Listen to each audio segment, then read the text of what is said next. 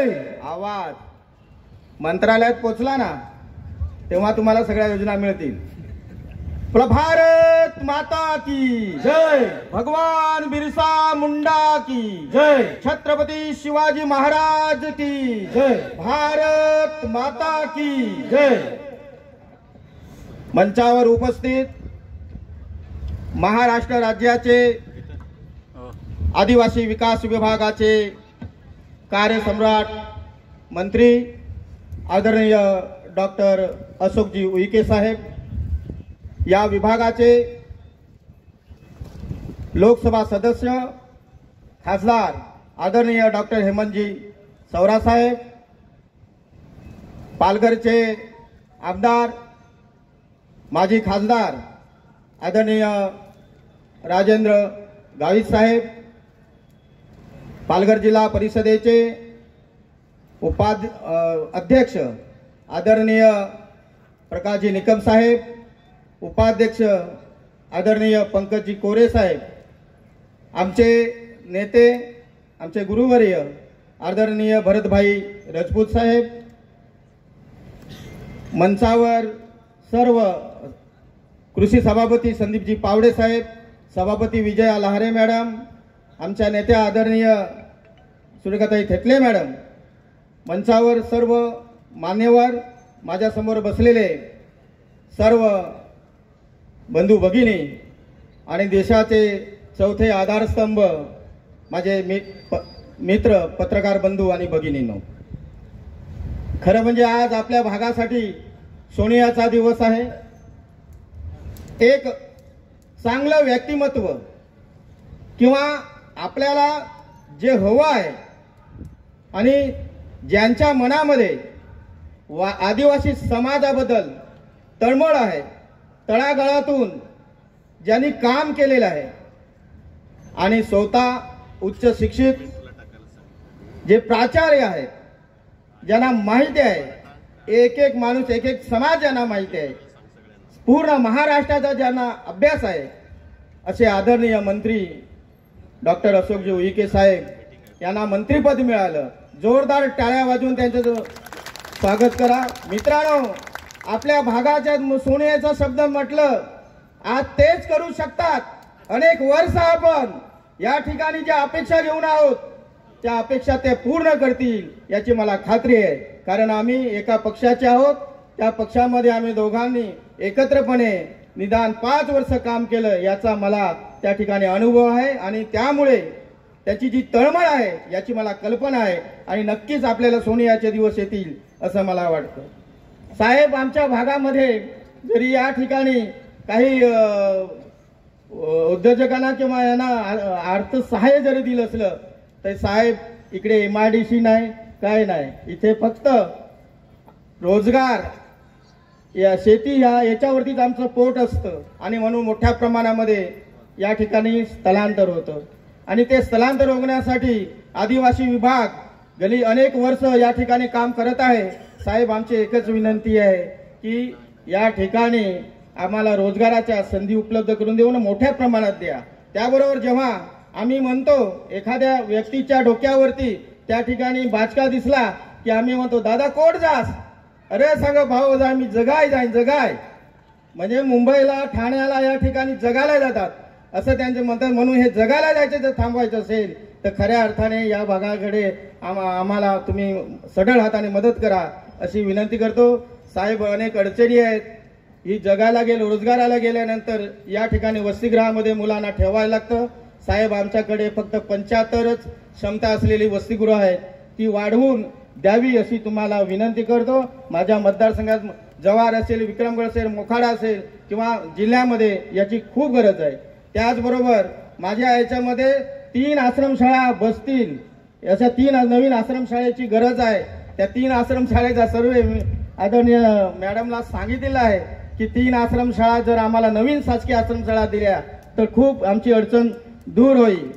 पुढचा प्रश्न आहे, साहेब मी शिक्षक आहे, तुम्ही प्राचार्य आहात आणि ह्या सगळ्या माझ्या शिक्षक मंडळींची ती खूप भावना आहे, त्यांना विश्वास आहे आपल्यावरती की शाळेची वेळ ही बदलून आम्हाला 11 ते 5 ही शाळा तुम्ही कराल आणि तशी घोषणा आज करावी अशा प्रकारचं मी तुम्हाला विनंती करतो। त्याचप्रमाणे साहेब या ठिकाणी शेतीमध्ये मोठ्या प्रमाणामध्ये काम करणं गरजेचं आहे, त्यासाठी मोठे मोठे प्रोजेक्ट आपल्याला आणावे लागतील, तेही तुम्ही द्याल याची मला खात्री आहे। त्याचबरोबर पंडित दीनदयाळ उपाध्यायची जी योजना आहे ती जिल्हा स्तरावर जास्त आहे, परंतु तालुका स्तरावर नाहीये आणि त्याच्यामुळे त्याचा नीट पाहिजे त्या विद्यार्थ्यांना त्याचा फायदा होत नाही। ती पण तालुका स्तरापर्यंत आणली तर खूपच त्याची मदत होईल। डीबीटी सारखा विषय आहे साहेब, ती डीबीटी चांगली आहे, ती डीबीटी द्या, आमच्या गरीब आदिवासी माणसांना त्याचा लाभ होतो, त्याचा फायदा होतो, गरिबांना मिळतो, ती पण अतिशय चांगली आहे, ती 50% करा आणि ती 100% करा अशी माझी या ठिकाणी विनंती आहे। भात खरेदी मी निवडून आल्यापासून रोज एकतरी फोन येतो, साहेब आमचं भात घेतलंच नाही, भात घेतलंच नाही, इथे गोदाम नाहीये, पोती आहेत, फाटकी आहेत आणि त्यामुळे हे जे सगळे आहेत ते पोत्यांची सगळी या ठिकाणी व्यवस्था करून भात लवकरात लवकर खरेदी करून त्या ठिकाणी त्याची जुनी जी झालेली आहे त्याच्यामुळे नवीन पोते आली पाहिजेत, गोदामं झाली पाहिजेत आणि खरेदी झाली पाहिजे, त्याचा लाभ मिळेल अशा प्रकारची तुम्हाला विनंती करतो। पुन्हा एकदा पहिल्यांदा तुम्ही महाराष्ट्रामध्ये जो दौरा चालू केला तो आमच्या भागापासून केला आणि माझ्या विधानसभेपासून केला, त्याबद्दल तुम्हाला मनापासून धन्यवाद देतो आणि माझ्या वाणीला विराम देतो। जय हिंद, जय महाराष्ट्र, जय आदिवासी। Thank you sir. पण हा पालघर जिल्हा या ठिकाणी आपण निवडला त्याबद्दल मी आपल्याला मनापासून आपलं धन्यवाद देतो। आदिवासी विकास विभागाचे मंत्री आदरणीय उईके साहेब, त्याचप्रमाणे खासदार हेमंत सावरा, त्याचप्रमाणे आमदार भोये साहेब, जिल्हा परिषदचे अध्यक्ष प्रकाश निकम, त्याचप्रमाणे भारतीय जनता पार्टीचे अध्यक्ष भरतभाई राजपूत, त्याचप्रमाणे या ठिकाणी उपस्थित असलेले ATC मीना साहेब, त्याचप्रमाणे प्रकल्प अधिकारी गांधी साहेब, प्रकल्प अधिकारी नायर मॅडम, त्याचप्रमाणे सर्व सन्मानी व्यासपीठ उपस्थित प्रिंट मीडिया, इलेक्ट्रॉनिक मीडिया, त्याचप्रमाणे सर्व पंचायत समितीचे सभापती, जिल्हा परिषदचे सदस्य, ग्रामपंचायतचे सदस्य, उपस्थित सर्व लाभार्थी बंधू आणि भगिनींनो, मी सर्वप्रथम उईके साहेबांना मनापासून धन्यवाद देतो की त्यांनी त्यांच्या मधल्या काळामध्ये त्यांना मला वाटतं 6 महिन्याचा फक्त कालावधी मिळाला होता आदिवासी विकास मंत्री म्हणून, पण त्या 6 महिन्यात सुद्धा अत्यंत चांगल्या अशा प्रकारे त्यांनी त्या ठिकाणी काम करण्याचा प्रयत्न केला। आता तुम्हाला 5 वर्षाचा कालावधी मिळणार आहे आणि त्यामुळे एक आपण प्रोफेसर आहात, उच्च शिक्षित आहात,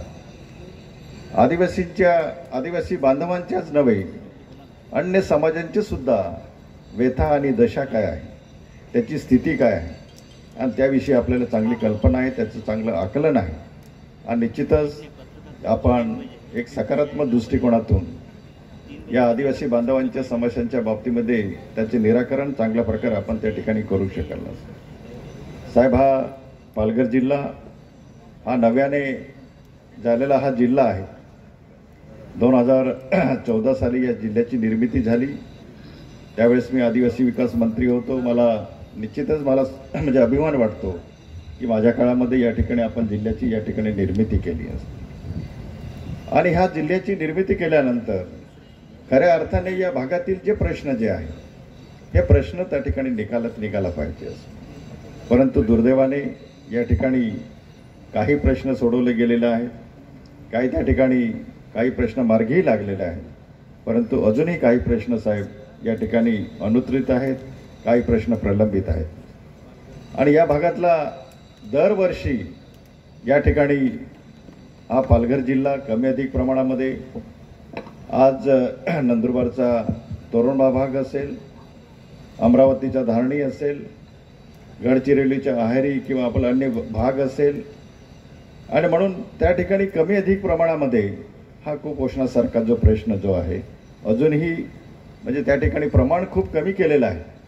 त्या ठिकाणी आरोग्य विभाग असेल, आदिवासी विकास विभाग असेल, त्याचप्रमाणे आपला महिला बाल विकास असेल किंवा अन्य विभाग जिल्हा परिषदच्या माध्यमातून सुद्धा या ठिकाणी चांगलं काम झालेलं आहे. परंतु साहेब, आज आपण जर विचार केला, या ठिकाणी पालघर जिल्ह्यामध्ये गेल्या 11 वर्षामध्ये, मी म्हणत नाही तर विधानसभेमध्ये त्या ठिकाणी लक्षवेधी सूचना मांडली गेली आणि त्या ठिकाणी पालघर जिल्ह्यामध्ये 11 वर्षामध्ये 4094 बालकांचं त्या ठिकाणी साहेब मृत्यू झालेला आहे. आणि ही बाब जी आहे ही अत्यंत गंभीर अशा प्रकारची बाब आहे. कारण एखादं बाळ जे आहे की एखादा आदिवासी समाजातील एखादं बाळ त्या ठिकाणी जन्म घेतो आहे आणि त्याला त्या ठिकाणी डोळे उघडत नाही, तो जगही बघू शकत नाही आणि अशा परिस्थितीमध्ये त्या ठिकाणी ते बालकं दगावतो आहे. आणि म्हणून आपल्या दृष्टीने हे शोभादायक नाही. आणि म्हणून त्या पद्धतीने या ठिकाणी जे शक्य आहे आदिवासी विकास विभागाच्या माध्यमातून अनेक चांगले उपक्रम राबवण्याचा आपण या ठिकाणी प्रयत्न करतो आहोत. शासकीय आश्रमशाळेमध्ये सुद्धा बाळा building as a learning aid या माध्यमातून या ठिकाणी 10 शाळेची त्या ठिकाणी आपण निवड केलेली आहे. परंतु मला वाटतं मॅडम आणि गांधी साहेब आपण या ठिकाणी याच्यामध्ये आपण त्या ठिकाणी वाढ त्या ठिकाणी केली पाहिजे. आणि ह्या सर्व शासकीय आश्रमशाळांना त्या ठिकाणी वाटप केलेले आहे. आभासी वर्ग खोली जे आहे की व्हर्च्युअल क्लासरूम जे आहे ते सुद्धा या ठिकाणी मला वाटतं काही ठिकाणी आहेत. एक आमगावला आहे, त्या ठिकाणी अन्य आश्रमशाळेमध्ये त्या ठिकाणी आपल्याला वाढ करणं गरजेचं आहे. डिजिटल शाळा असतील, सुपर 50 योजना जी आहे की या ठिकाणी आदिवासी विद्यार्थी 10वी आणि 12वी त्या ठिकाणी शिक्षण घेतल्यानंतर त्या ठिकाणी लॅक ऑफ एज्युकेशन, त्या ठिकाणी गळतीचे जे प्रमाण आहे हे गळतीचे प्रमाण सगळ्यात महत्त्वाचं आहे. आणि म्हणून 10वी आणि 12वी झाल्यानंतर त्यांना आपण कशा पद्धतीने त्या ठिकाणी देऊ शकतो. आणि म्हणून खऱ्या अर्थाने आदिवासी बांधवांचे स्थलांतर थांबवायचे असेल, विखे साहेब, जेव्हा मी मंत्री होतो त्यावेळेस मी एक छोटासा प्रयोग या ठिकाणी या जिल्ह्यामध्ये करण्याचा प्रयत्न केला.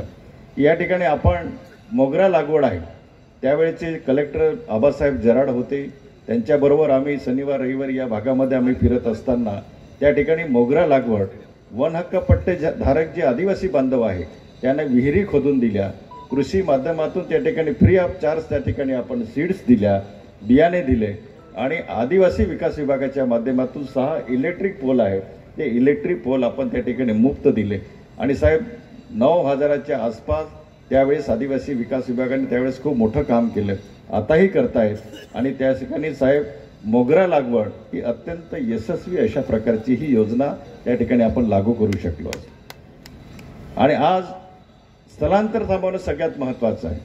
आज जव्हार असेल, मोखाडा असेल, डहाणू असेल, पालघर असेल, तलासरी असेल किंवा वसईच्या पूर्व पट्टा असेल, या भागातील साहेब आदिवासी बांधव डोक्यावर त्या ठिकाणी मिळेल ते आपलं सामान, एका हातामध्ये एक मुलगी, एका हातामध्ये एक लहान मुलगा, इकडून 5 लोक जातात, इकडून येताना मात्र साहेब 3 लोक परत येतात. हे 2 जे आहे, एखादी मुलगी असेल किंवा एखादी व्यक्ती त्याचे वडील असेल किंवा आई असेल, कुठल्या तरी आजाराने त्या ठिकाणी ते दगावतात. अत्यंत इतकी विदारक परिस्थिती आहे. आणि ही विदारक परिस्थिती आपल्या जर त्याच्यात बदल करायचा असेल तर साहेब आपणच आधी एक चांगले आपण या ठिकाणी त्याच्यामध्ये त्या ठिकाणी चांगल्या प्रकारे बदल करू शकतो. यापूर्वीच्या आदिवासी विकास मंत्र्यांनी सुद्धा त्यांच्या परीने या ठिकाणी खूप प्रयत्न केलेला आहे, चांगलं काम केलेलं आहे. परंतु या ठिकाणी मी सांगितल्याप्रमाणे अजूनही काही प्रश्न प्रलंबित आहेत. सगळ्यात महत्त्वाचा आरोग्याचा जो प्रश्न होता, या ठिकाणी खासदार आपलं सावरासाहेब आहेत. आम्ही सावरासाहेबांनी ते स्वतः डॉक्टर आहेत आणि मी सुद्धा मला संधी मिळाली या ठिकाणी 2017-18ला इथे भरत राजपूत या ठिकाणी उपस्थित आहेत. त्यांनी मला त्यावेळेस जबरदस्तीने बीजेपीचं आपलं घेऊन त्या ठिकाणी खासदार केला आणि आता जबरदस्ती करून खासदार पण मागे घ्यायला लावला. पण साहेब मला मिळालेल्या पदाचा साहेब या ठिकाणी आरोग्याच्या बाबतीमध्ये हा जिल्हा खरोखर उपेक्षित होता. आणि त्यावेळेचे केंद्रीय मंत्री आरोग्यमंत्र्यांशी आम्ही भेटलो. त्यांना या ठिकाणी 200 बेडच्या हॉस्पिटलची आपण मागणी केली. साहेब पालघर या ठिकाणी 200 बेडचे सुपर स्पेशालिटी हॉस्पिटल त्या ठिकाणी आपण काढतो आहोत. जव्हारला सुद्धा 200 बेडचं हॉस्पिटल आपलं हनुमान टेकडी या ठिकाणी PWDची जी जागा होती त्या ठिकाणी वर्ग करून त्या ठिकाणी ते हॉस्पिटल झाल्यानंतर तुम्हाला गुजरात, मुंबई किंवा नाशिकला जायची गरज लागणार नाही. त्या ठिकाणी अत्यंत आधुनिक पद्धतीने MRI CT स्कॅन असेल, त्या ठिकाणी डायलिसिस असेल, त्या ठिकाणी आपलं सोनोग्राफी असेल आणि म्हणून अशा पद्धतीने आता जवळजवळ महिनाभरामध्ये या आपल्या जव्हार मोखाड्यामध्ये 3 महिला डिलिव्हरी होताना त्या ठिकाणी दगावलेले आणि म्हणून भविष्य काळामध्ये अशा प्रकारचे काही प्रकार होणार नाही यासाठी आपण निश्चितच त्या ठिकाणी आपल्याला शासनाच्या माध्यमातून त्या ठिकाणी होतं आहे. साहेब, मी जास्त वेळ न घेता मी आपल्याला एवढंच सांगेन की या ठिकाणी शासकीय आश्रमशाळेच्या शिक्षकांचा जो वेळ आहे, आपण भोये साहेबांनी ती मागणी केलेली आहे 11 ते 5चा त्या ठिकाणी टाईम करणं. मला वाटतं त्यांनी डिक्लेअर केलं, असं हात केला म्हणजे डिक्लेअर केलं. कारण साहेबांचं मी बघितलं, आम्ही जुने चांगले आम्ही फार जुने संबंध आहेत. त्यांनी असं केलं की समजायचे ते झालं सगळं. आणि म्हणून खरोखरच आज हा अत्यंत चांगला दिवस आहे आणि उईके साहेब, मी तुम्हाला मनापासून या ठिकाणी मी धन्यवाद देतो. वेळाभावी जास्त न बोलता या ठिकाणी सगळ्या आदिवासी बांधवांनी हे बघा, भविष्य काळामध्ये तुम्हाला वाटत असेल की आम्हाला आमदार मदत करतील, खासदार मदत करतील, मंत्री मदत करतील, तुम्हाला कोणीही मदत करणार नाही. तुम्हाला स्वतःच्या पायावर उभं राहून तुमच्याच विकासासाठी तुम्हाला स्वतः त्या ठिकाणी आपल्याला करायचं आहे. आणि म्हणून हे जे लाभार्थ्यांनी इथे मनोगत व्यक्त केलं, खरोखरच मला खूप बरं वाटलं की आदिवासी बांधवांना सोयी आणि सुविधा जर उपलब्ध करून दिल्या तर त्याचं ते निश्चितच ते सोनं करण्याचा त्या ठिकाणी प्रयत्न करतात. एवढंच बोलून मी या ठिकाणी इथेच थांबतो आणि धन्यवाद. जय हिंद, जय महाराष्ट्र. विकास मंत्री माननीय डॉक्टर अशोकजी उईके साहेब, आपल्या जिल्हा परिषदेचे अध्यक्ष, राज्यमंत्री दर्जा असलेले माननीय प्रकाशजी निकम साहेब, माजी मंत्री आमदार राजेंद्रजी गावित साहेब, आमदार हरिश्चंद्र भोये सर, अपर आयुक्त मीना साहेब, आमच्या जिल्ह्याचे अध्यक्ष भरतभाई राजपूत, प्रोजेक्ट ऑफिसर माननीय गांधी सर आणि नायर मॅडम, जिल्हा परिषदेचे उपाध्यक्ष पंकजदादा कोरे, सभापती संदीपदादा पावडे, जिल्हा परिषदेच्या पहिल्या अध्यक्षा माननीय सुरेखाताई थेतले, सभापती विजयताई लहारे, व्यासपीठावर उपस्थित सर्व मान्यवर, सर्व लाभार्थी बंधू भगिनी, पत्रकार बंधू आणि माता भगिनी बंधूंनो, सर्वप्रथम मी माननीय अशोक उईके साहेबांना खूप खूप त्यांचे आभार मानतो, त्यांचं अभिनंदन करतो. मागच्या युती शासनाच्या काळामध्ये 2014 ते 2019 मध्ये तत्कालीन आदिवासी विकास मंत्री माननीय कैलासवासी विष्णुजी सवरा साहेब 4.5 वर्ष ज्यावेळेस ते आदिवासी विकास मंत्री राहिले, त्यानंतर आजारपणामुळे राजीनामा दिल्यानंतर उईके साहेब तुम्ही आदिवासी विकास मंत्री झालात आणि केवळ 5 ते 6 महिन्याचा तुम्हाला कार्यकाळ मिळाला. त्या काळामध्ये सुद्धा तुम्ही ज्या तत्परतेने जे निर्णय घेतले आणि त्यानंतर निश्चितच उभ्या महाराष्ट्राला एक इच्छा होती की तुम्ही ते मंत्रीपद कंटिन्यू केलं पाहिजे 5 वर्ष. ते उशिरा का होईना 5 वर्षांसाठी परत तुम्ही हे आदिवासी विकास मंत्रीपद तुम्हाला लाभलेलं आहे आणि त्या निमित्ताने या महाराष्ट्राच्या पूर्ण आदिवासी जनतेचा कायापालट तुम्ही कराल अशी माझी निश्चित खात्री आहे. बंधू भगिनींनो, आपण बघतोय की भगवान बिरसा मुंडांचं हे जयंतीचं अमृत महोत्सवी वर्ष आहे आणि या काळामध्ये खूप असे कार्यक्रम हे केंद्र शासनाच्या माध्यमातून, राज्य शासनाच्या माध्यमातून होत आहेत आणि त्याचा लाभ अनेक लाभार्थ्यांना मिळतोय. गेल्या 10 वर्षांमध्ये आपण बघतो, ज्यावेळेस माननीय पंतप्रधान नरेंद्रजी मोदी यांचं सरकार आलं, प्रत्येक वर्गासाठी त्यांनी जे काम करायला सुरुवात केली, योजना द्यायला सुरुवात केली, लाखो करोड त्याचे लाभार्थी तयार झाले आणि त्याचा परिपाक असा झाला की आदिवासी समाज हा विकासाच्या दिशेने वाटचाल करू लागलेला आहे. आणि म्हणून आपण बघतोय की त्याचं मूर्तिमंत उदाहरण म्हणजे भगवान बिरसा मुंडा यांचं जी जयंती आहे 15 नोव्हेंबर, यांना पहिल्यांदा जनजाती गौरव दिवस हा कोणी डिक्लेअर केला? तो माननीय पंतप्रधान नरेंद्र मोदी यांनी डिक्लेअर केला. दुसरा गौरव झाला तो आदिवासी सर्व समाजाचा की एक आदिवासी महिलाला भारताचे राष्ट्रपती केले. त्या अगोदर एक दलित व्यक्तीला भारताचे राष्ट्रपती झाले होते.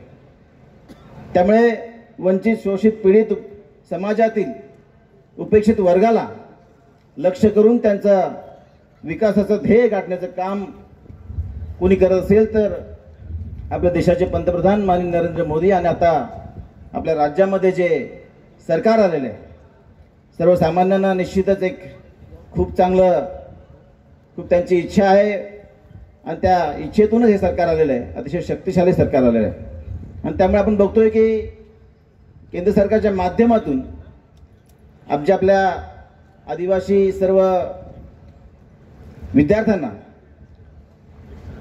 एकलव्य मॉडेल स्कूलमध्ये म्हणजे इंग्रजी शाळेमध्ये शिक्षणाची संधी या निमित्ताने उपलब्ध केलेली आहे.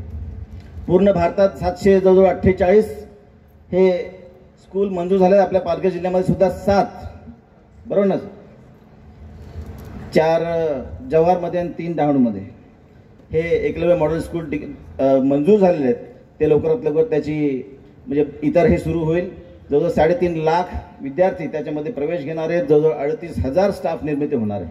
त्यामुळे 38,000 त्याची रोजगार निर्मिती सुद्धा होणार आहे आणि त्याचा पूर्ण लाभ हा आपल्या समस्त जनतेला मिळणार आहे.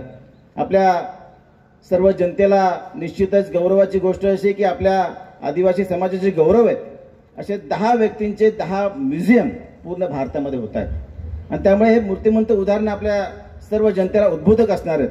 ज्याप्रमाणे उईके साहेब आले, त्यांनी प्रत्येक स्टॉलला व्हिजिट केली आणि त्यांनी बघितलं की किती चांगलं असं चैतन्य या निमित्तानं निर्माण झालेलं आहे, रोजगार निर्मिती झालेली आहे. बऱ्याच जणांनी इथे मनोगत व्यक्त केली आणि त्या मनोगतातून त्यांनी सांगितलं किती कुटुंबांना त्यांचा आधार मिळालेला आहे, किती कुटुंबांना लाभ मिळालेला आहे. आणि त्यामुळे अशा प्रकारची जी प्रोसेस आहे हा शाश्वत विकास हा निर्माण करण्याचं ध्येय आहे.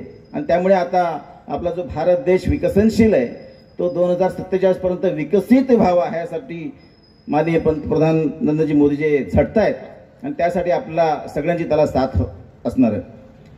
कालच मी न्याहाळा बुद्रुकमध्ये स्ट्रॉबेरीच्या विषयाला मुद्दाम भेट दिली. मागच्या वर्षी पालकमंत्री रवींद्र चव्हाण साहेब यांना विशेष भेट त्या स्ट्रॉबेरीच्या शेताला दिली होती. याचा उद्देश एवढाच होता की इतरही शेतकरी त्याच्यामधून प्रवृत्त झाले पाहिजेत. यावर्षी सुद्धा बायटच्या माध्यमातून जवळ 30 शेतकऱ्यांनी स्ट्रॉबेरी आपल्या भागात लावलेली आहे आणि त्याचं मार्केट दादर नाही तर त्याचं मार्केट जव्हार तयार झालेलं आहे. आणि त्यामुळे अशा प्रकारचे जे काही प्रोडक्ट्स हे तयार करतायत, रोजगार निर्मिती होते, स्वयंरोजगार निर्माण होतोय. आणि निश्चित मी सांगू शकतो की केंद्र सरकारच्या माध्यमातून पालघर, मनोर, विक्रमगड, जव्हार, मोखाडा, त्र्यंबकेश्वर, घोटी हा नॅशनल हायवे डिक्लेअर झालेला आहे. आणि त्यामुळे जो आता एक्झिस्टिंग 5 मीटरचा रस्ता आहे तो आता 10 मीटर होणार आहे. त्याच्यामुळे दळणवळणाच्या सुविधा निश्चितच तयार होणार आहेतच. त्यामुळे ह्या प्रोडक्टला निश्चितच डहाणू, नाशिक, मुंबई, ठाणा इकडे आपल्याला नेता येईल. दुसरी महत्त्वाची गोष्ट, मी पार्लमेंटमध्ये डहाणू नाशिक या रेल्वे मार्गाला सर्वेक्षण करावं अशी मागणी केली होती. रेल्वे मंत्र्यांनी ती मागणी मान्य केली. माझा पुढचा प्रयत्न असा आहे की आपली जी डहाणू नाशिक रेल्वे जी आहे ती आपल्या आदिवासी भागातून जावी, जी मनोर, विक्रमगड, जव्हार, मोखाडा, त्र्यंबकेश्वर या भागाला जोडत जावी, जेणेकरून इथला जो दळणवळणाची साधने आहेत ती अजून जास्त वाढली पाहिजेत. आणि या इथला जो प्रोडक्ट तयार होतोय, जे प्रोडक्ट हे सगळे बचत गट तयार करतायत, स्वयंसहायता गट तयार करतायत, त्यांना बाजारपेठ उपलब्ध झाली पाहिजे. ह्या दृष्टिकोनातून ही रेल्वे महत्त्वाची ठरणार आहे. मग अशी भोये सरांनी रोजगाराविषयीचा एक मुद्दा मांडला.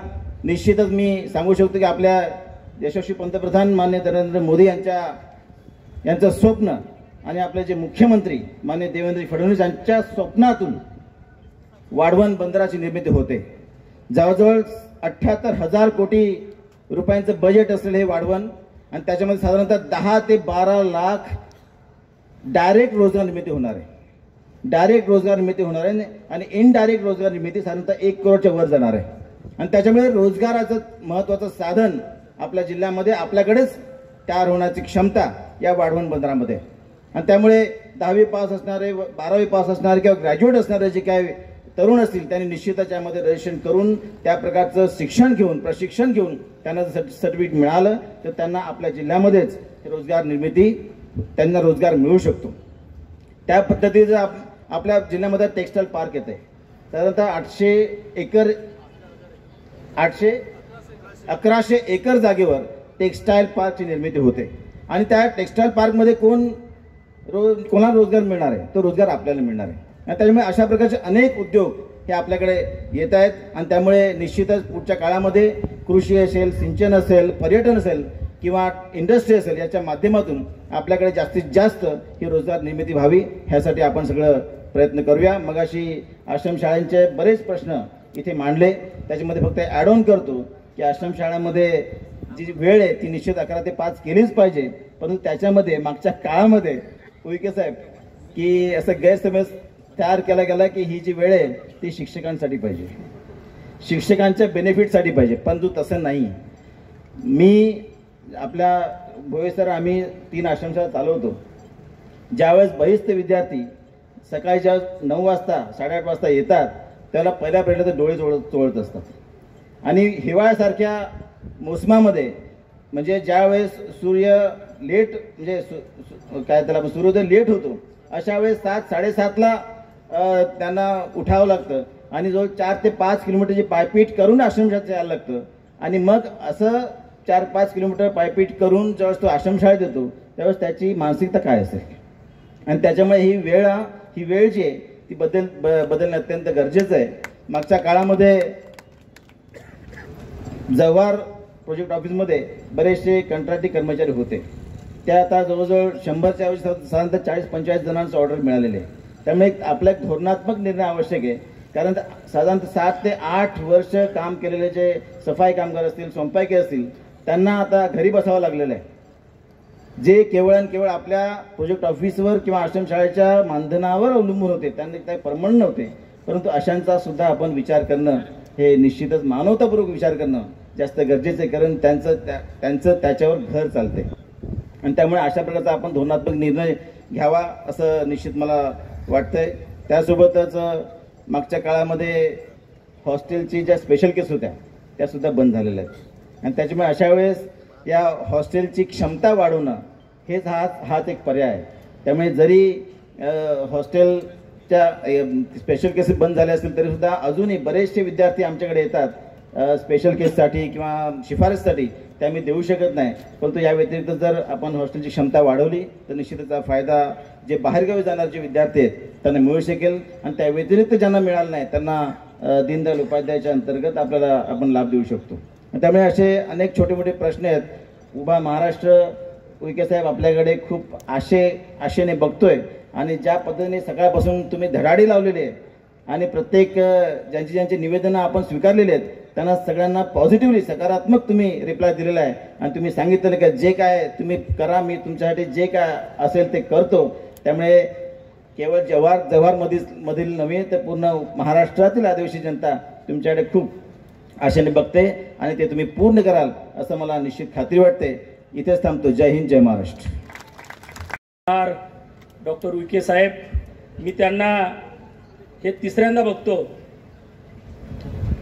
ते जेवढी लोकांची काळजी घेतात, जसं स्वर्गीय सौरा साहेब अधिकाऱ्यांची काळजी घेत होते, मी हा दुसरा मंत्री पाहिलेला आहे का तो एवढी काळजी जेवढी लोकांची घेतो तेवढे आपल्या अधिकाऱ्यांची काळजी घेतो. साहेब, तुम्हाला मी सलाम करतो की हे जे अधिकारी आहेत ते प्रामाणिकपणे, तिन्ही अधिकारी एटीसी आणि दोन्ही खूप प्रामाणिकपणे या इकडे काम करतात.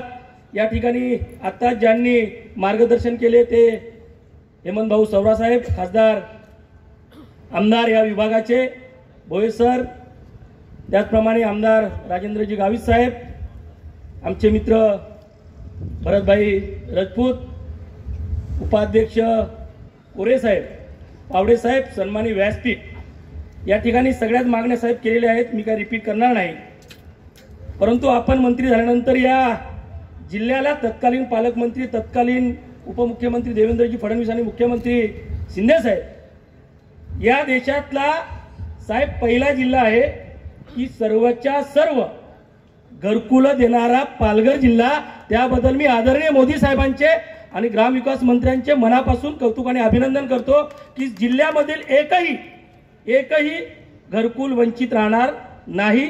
सर्वच्या सर्व घरकुल देणारा महाराष्ट्रातील आणि देशातील पहिला जिल्हा आहे तो पालघर जिल्हा आहे.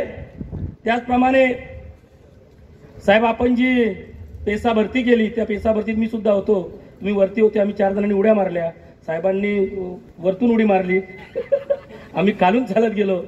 जी पेसा भरती झाली साहेब त्या पेसा भरती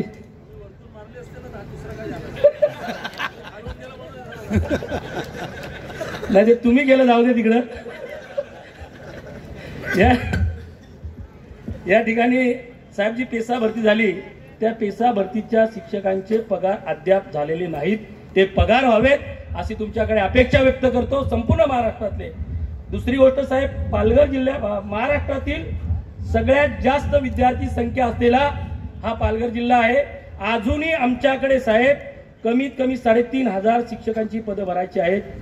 ही शिक्षकांची पदं पेसा मार्फत, ती कंत्राटी पदं आहे ती पेसा आणि ओबीसी या दोन्ही संवर्गाची भरवण्यात यावी अशा प्रकारची तुमच्याकडे मी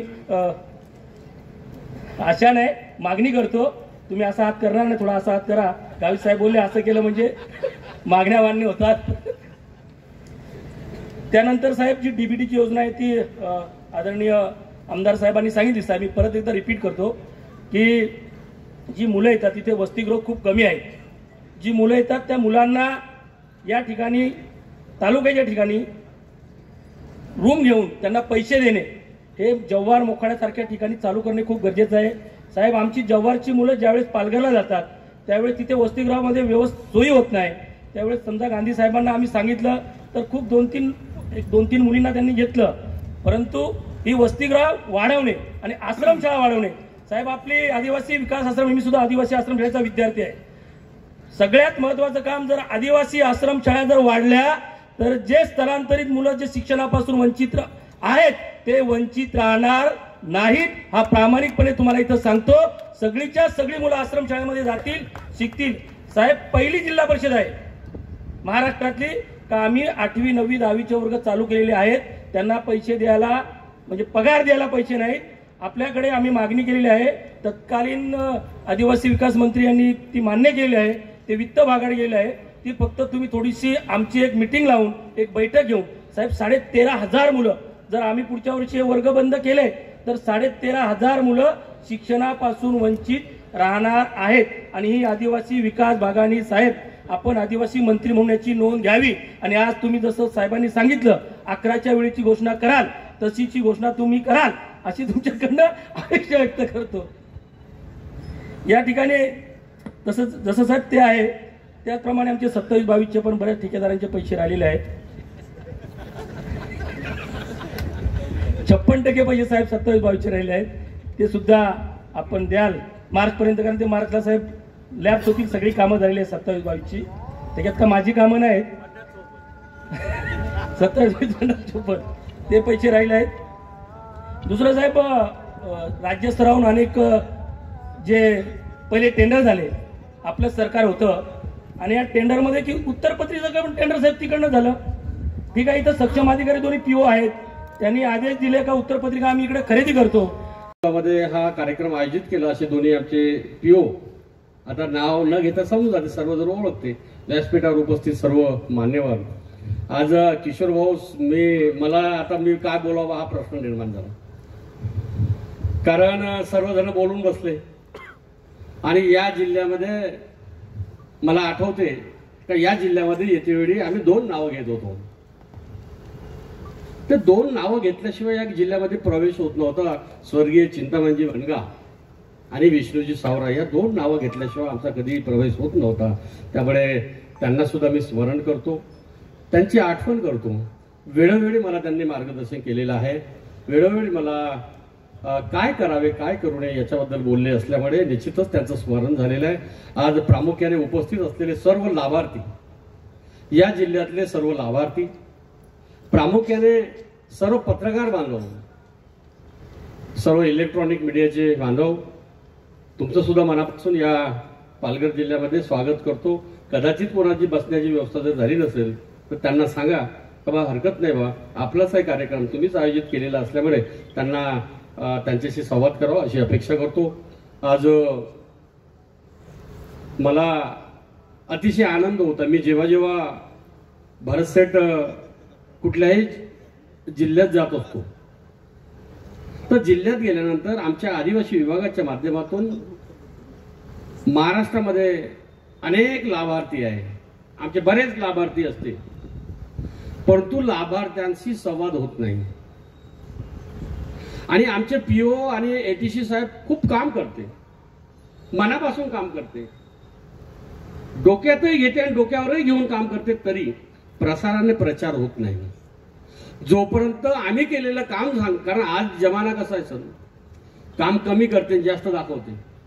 आमचं डिपार्टमेंट खूप काम करते, खूप निधी आहे, परंतु आमचं डिपार्टमेंट सादरीकरणामध्ये दाखवण्यामध्ये कमी पडत असल्यामुळे भविष्यामध्ये आमचे जे प्रकल्प अधिकारी आहे, सर्व आदिवासी विभागाचे अधिकारी आहे, आमचे सर्व आमदार आहे, खासदार आहे, लोकप्रतिनिधी, त्यांना नम्र विनंती आहे की जे काम केलं त्याचं सादरीकरण झालं पाहिजे, जनतेला दाखवलं पाहिजे, सांगितलं पाहिजे की आम्ही गरिबाचं कल्याण करतो, जनतेची सेवा करतो, लाभार्थ्यांशी संवाद करतो. अशा प्रकारची मानसिकता ठेवून आपण सर्वांनी काम करावं अशी अपेक्षा करतो. आज बऱ्याच मागण्या आल्या. या महाराष्ट्राचे मुख्यमंत्री देवेंद्र फडणवीस यांच्या नेतृत्वात महाराष्ट्र धावणार आहे, महाराष्ट्र धावत राहणार आहे. आणि त्यामुळे जबाबदारी सांगतो, या सर्वांच्या साक्षीनं, आमच्या अधिकाऱ्यांच्या साक्षीनं, लोकप्रतिनिधी साक्षीनं, लाभार्थ्यांच्या साक्षीनं आदिवासी विभाग सुद्धा धावत राहणार, कदापि थांबणार नाही, अशा प्रकारचा सर्वांना मी शब्द देतो, आश्वासित करतो. आज महाराष्ट्राचे मुख्यमंत्री देवेंद्र फडणवीस साहेबांनी 100 दिवसाचा कार्यक्रम दिला. असा पहिला मुख्यमंत्री आहे. जेव्हा मुख्यमंत्री झाल्याबरोबर सांगितलं 100 दिवसामध्ये सर्व विभागाने आपापलं विजन तयार करावं, आपलं नियोजन तयार करावं, वेळापत्रक तयार करावं.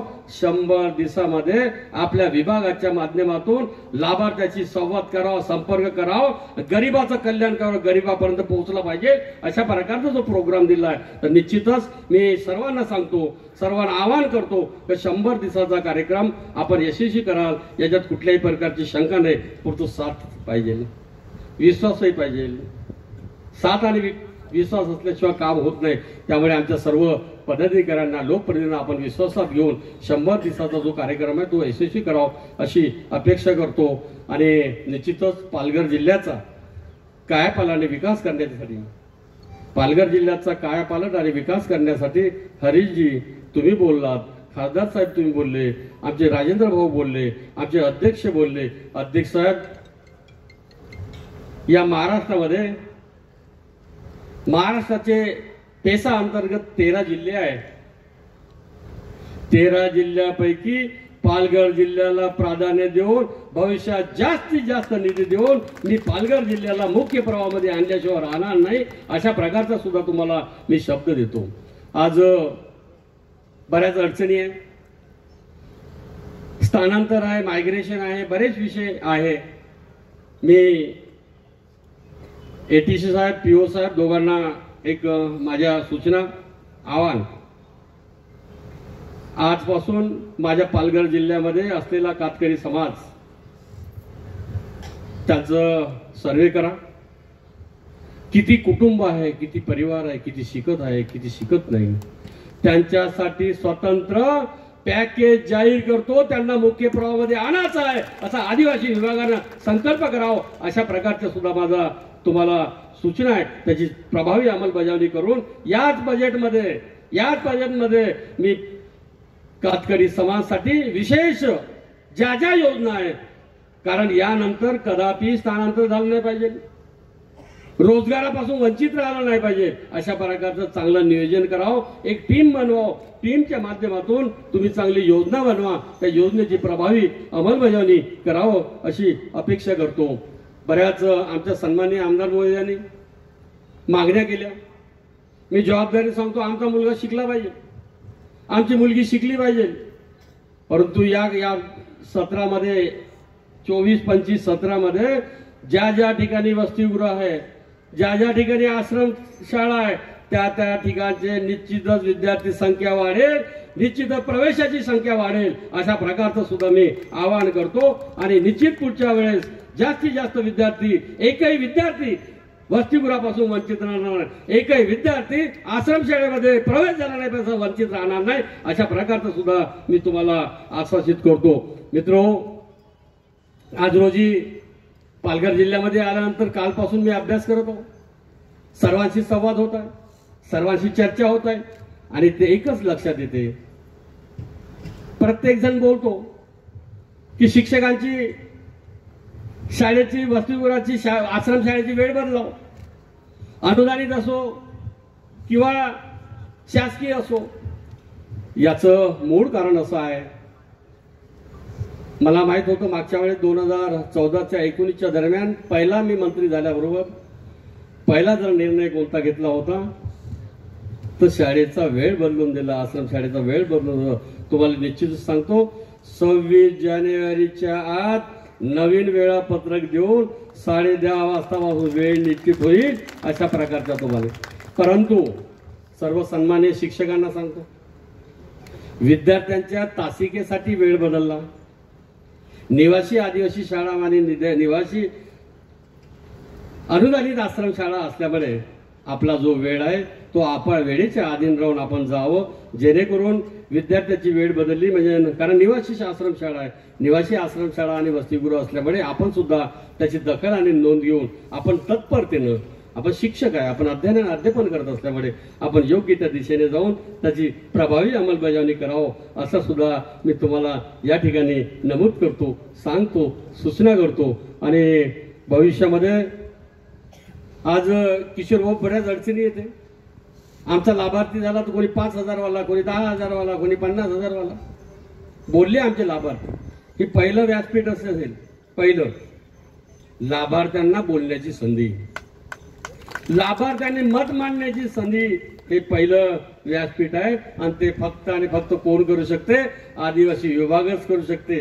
आदिवासी विभाग फक्त लाभार्थ्यांना सन्मान आणि सत्कार करू शकते, हे आम्ही सिद्ध करून दाखवलं. त्यामुळे फार काही चिंता करायची गरज नाही. येणाऱ्या काळामध्ये 5,000 बंद न्यूक्लियस बजेटचे, 10,000 बंद, काही किराणा दुकान 5,000 द्यायची नाही. आता याच्यानंतर न्यूक्लियस बजेटमध्ये 50,000पासून तर 2 लाखापर्यंतची मुदत वाढवण्यात एवढा आदिवासी डिपार्टमेंटने निर्णय घेतला. त्यामुळे आता काही विषय 5,000 10,000 ठेवत गेले दिवस. आणि एटीसी साहेब आहे, पीओ साहेब आहे, तुम्हाला सूचना आहे, या भागातला असलेला आदिवासी समाज, या भागातलं आदिवासी समाजाचं कल्चर, अशा प्रकारचं एक तुमचं प्रस्ताव बनवा. नेमक्या कुठल्या योजनेची गरज आहे?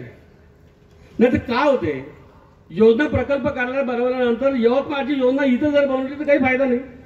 या ठिकाणचं जे कल्चर आहे, या ठिकाणी जे अपेक्षित आहे तशा प्रकारच्या योजना बनवा आणि त्याची वेळ ठरली पाहिजे. कारण बऱ्याच ठिकाणी आदिवासी विभागाच्या योजनेची अंमलबजावणी शेवटच्या मार्च महिन्याच्या शेवटच्या आठवड्यात होते. तसा प्रकार भविष्यामध्ये आता आपल्या काळात चालणार नाही. आता आणि फक्त जाहिरात देऊन लाभार्थ्याची निवड झालेल्या लाभार्थ्यांना लाभ टप्प्याटप्प्यानं, म्हणजे जुलैमध्ये किती, सप्टेंबरमध्ये किती, फेब्रुवारीमध्ये किती, अशा प्रकारचा टप्प्याटप्प्यानं निधी द्यायचा संकल्प करावा, तशा प्रकारचं नियोजन करावं. एकदाच मार्च मध्ये पैसे दिले आणि लाभार्थी निवडला असं भविष्यामध्ये आमच्या डिपार्टमेंटमध्ये प्रकार घडणार नाही असं सुद्धा सर्वांना आश्वासित करतो. सक्षमीकरणाच्या बाबत आमच्या विभागाच्या माध्यमातून शबरी आदिवासी विकास विभागाच्या माध्यमातून बऱ्याच भगिनी आमच्या, आम्ही तिथून स्टॉल पाहत आलो, महिलांच्या चेहऱ्यावर हास्य होतं, खुश होत्या. आम्ही कुठेतरी रोजगार मिळाला आम्हाला, या रोजगाराच्या माध्यमातून परिवाराला. आता एका माझ्या बहिणीने सांगितलं या ठिकाणी व्यासपीठावर की मला आदिवासी विभागानं प्रकल्प कार्यालयाच्या माध्यमातून मिळालेला जो निधी आहे त्या माध्यमातून मी 2 मुलीला ANM केलं, एका मुलीला मी MBBS करू. हा आत्मविश्वास आदिवासी कुटुंबामध्ये निर्माण करण्याचं काम आदिवासी डिपार्टमेंट करत असल्यामुळे मी भविष्यात सांगतो, प्रकल्प अधिकारी साहेब, ATG साहेब, आमचे मुलं आणि मुली फक्त हरिश्चंद्र भाऊ, फक्त आता आपण रोजगार आणि रोजगारावर न राहता, राजेंद्र भाऊ, आता आपण रोजगार आणि रोजगारावर न राहता भविष्यात आपले मुलं आणि मुली पायलट आणि हवाई सुंदरी झाल्या पाहिजे अशा प्रकारचा संकल्प भविष्यात केला पाहिजे.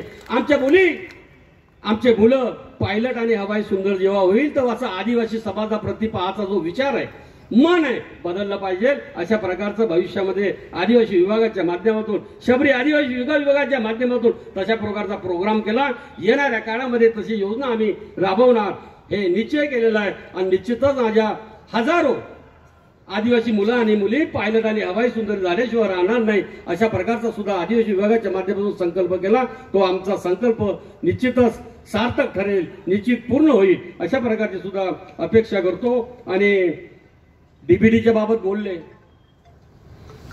मी या ठिकाणी असलेल्या सर्व युवक आणि युवतींना आणि पालकांना मी आवाहन करतो, आश्वासित करतो. 2 प्रकारचे डीबीटी मिळते. आदिवासी आश्रमशाळेचा थोडा भाग बाजूला ठेवा. विद्यार्थी वसतिगृहामध्ये राहणारे विद्यार्थी, डीबीटीच्या माध्यमातून शिक्षण घेणारे विद्यार्थी आहे. मी या ठिकाणी असलेल्या पालकांना, विद्यार्थ्यांना, माझ्या पत्रकार बांधवांना सर्वांना आवाहन करतो, यानंतर डीबीटीचा पैसा रेग्युलर मिळेल, कधी अनियमितता होणार नाही अशा प्रकारचं सर्वांना आवाहन करतो. आदिवासी विभागावर कधी गैरसमज आणि अविश्वास करू नये अशी विनंती करतो.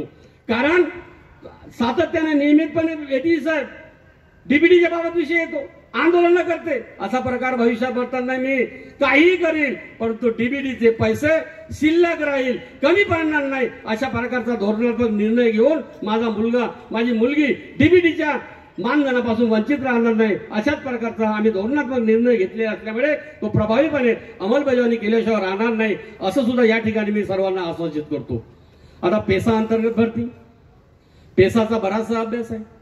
खरी जर अडचण आली आहे, पालघर जिल्ह्यापासून जी सुरुवात झाली, राजेंद्र भाऊ तुम्हालाही माहित आहे, हरिश्चंद्र भाऊ तुम्हालाही माहित आहे, खासदार साहेब तुम्हालाही माहित आहे, पेसाची नोकर भरती किशोर भाऊ सुरू झाली होती, 100% सुरू झाली होती.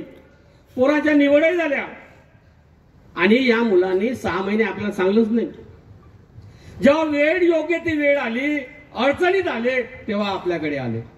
जर कदाचित ज्या संस्था कुठल्या संस्था विरोधात गेल्या याची कल्पना तुम्हाला मला माहित आहे, अभ्यास आहे आपला.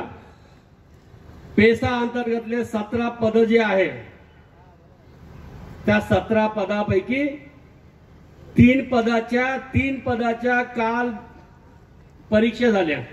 3 पदाच्या राहिले किती आता 17 पैकी 14 पदाची भरती या 6 महिन्यात 100% आदिवासी विभाग करेल असं सुद्धा सर्वांना आश्वासित करतो. आणि आज शेवटचं, आज बऱ्याच अडचणी आहे. शिक्षक नाही, शिक्षकाच्या बाबत बोलले. शिक्षकाच्या बाबतीत अनुदानित आश्रमशाळा जे आहे त्याची थोडीशी अडचण आहे. बऱ्याच ठिकाणी अनुदानित आश्रमशाळेच्या ठिकाणी शिक्षक नाही. आपला डिपार्टमेंटचा आकृतीबंध जो कार्यक्रम आहे, डायरेक्ट आपण 8 वर आलो याची कल्पना आहे. मी थोडा अभ्यास करून बसलो, कारण मला संच मान्यता, शिक्षक मान्यता, बिंदू नामावली बऱ्यापैकी 32 वर्षाचा अनुभव असल्यामुळे काही कळते.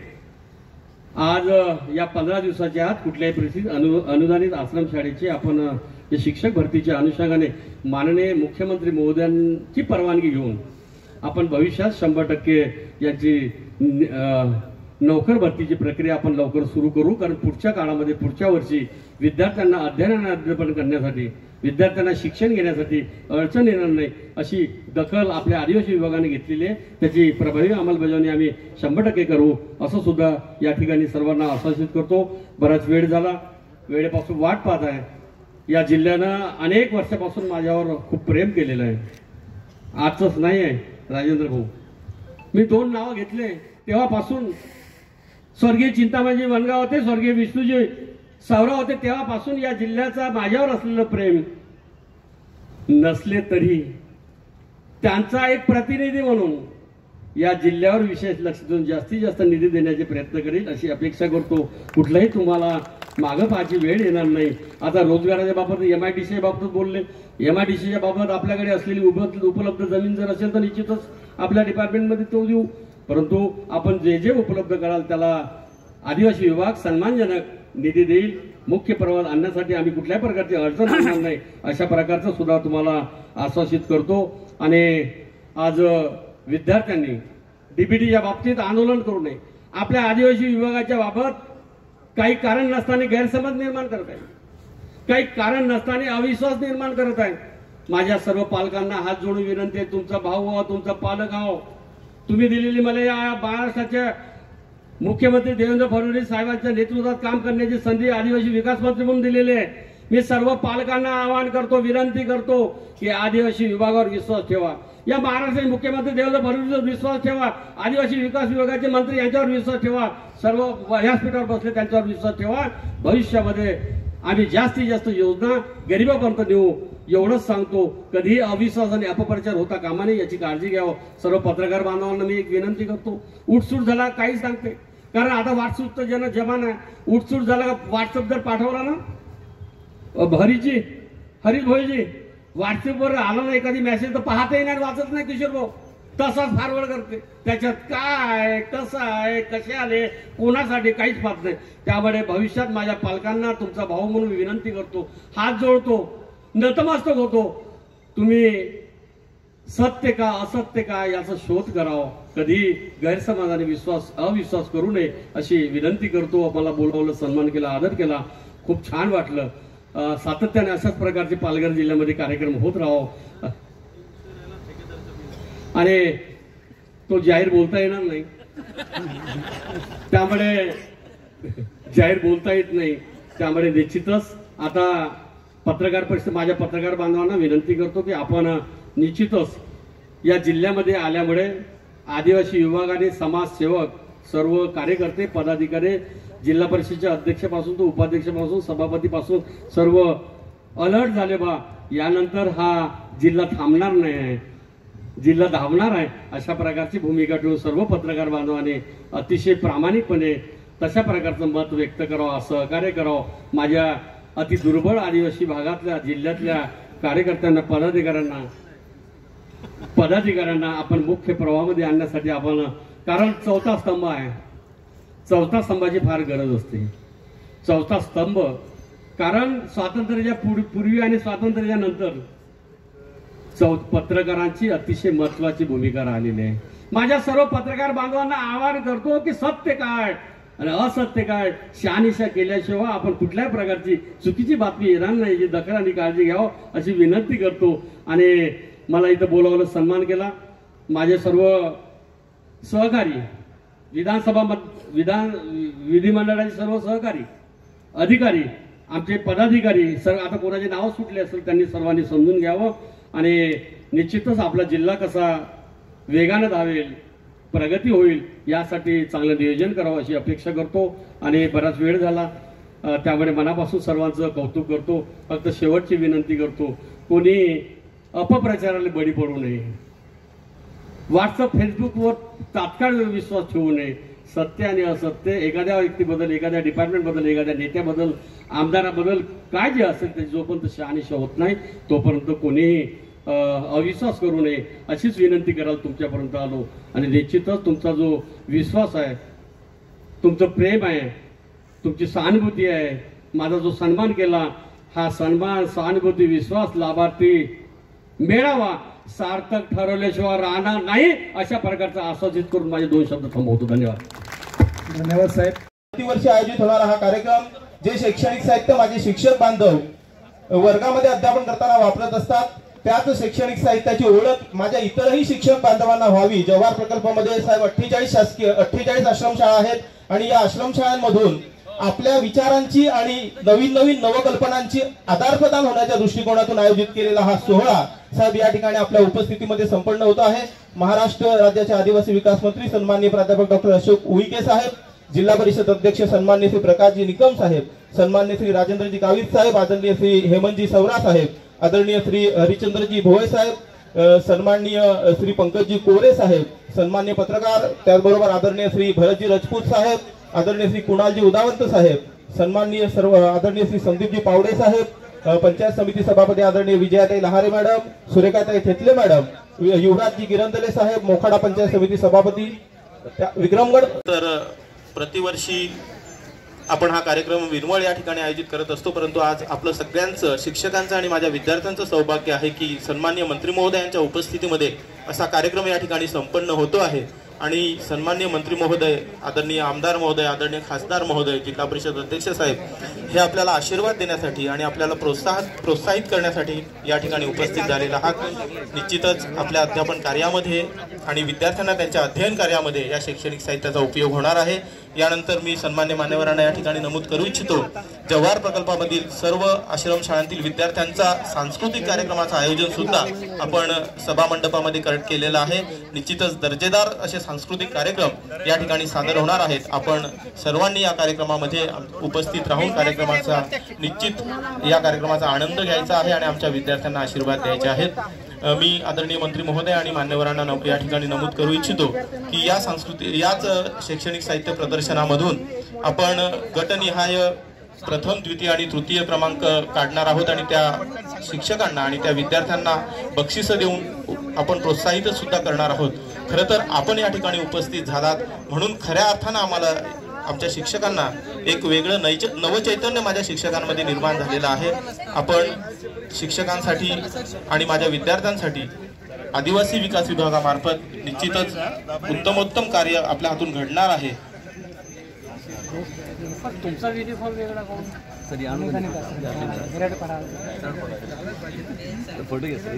मला तरी शंका आली, म्हणलं मी आयडेंटिफाय केलं वेगळे युनिफॉर्म याने वेगळा युनिफॉर्म पाहून शासकीय। नमस्कार नमस्कार।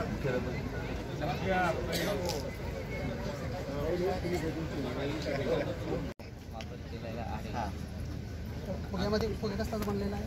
फुगा हा लेटेक्सचा बनलेला आहे। काय कशामुळे फुगा हा लेटेक्सचा बनलेला आहे। लेटेक्स हा हायड्रोजन ऑक्साईडचा घटक आहे। त्याचा घटक आहे।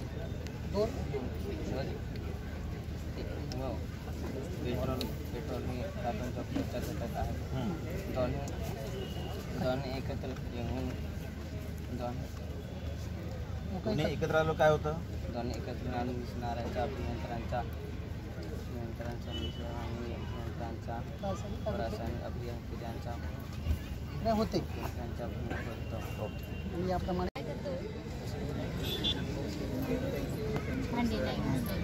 निर्भर काय करतोय तो? बादली नळे ना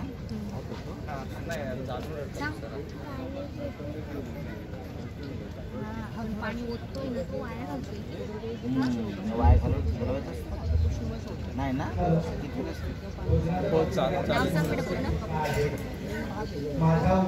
मागे